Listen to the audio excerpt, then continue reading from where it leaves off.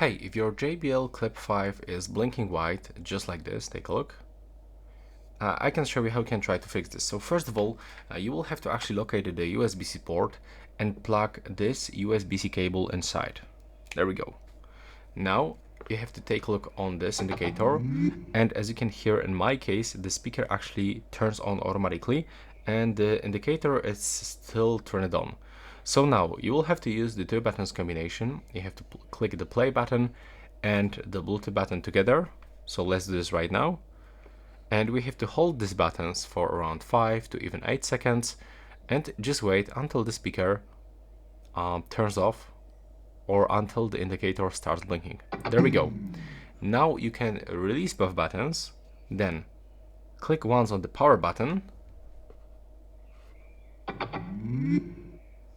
and as you can see right now it's not blinking anymore. There we go. Right now when I'm gonna unplug the cable, there's solid white light, which means that everything is fine and I'm just connected. And that's all for this video. Right now please subscribe to my channel.